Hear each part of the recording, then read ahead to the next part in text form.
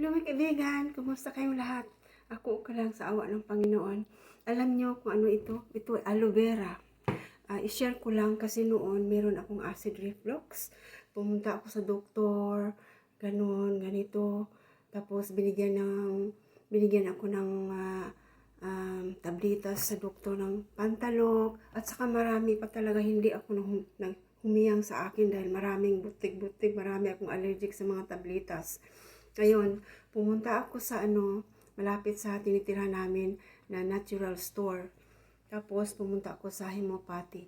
Sabi niya sa akin, Lucy, kumain ka ng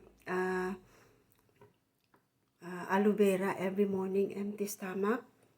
Tapos, for 14 days, pagkatapos doon daw, kung mawala, after 14 days, kumain naman daw ako ng yogurt for 30 days. Ayun, ginawa ko yun.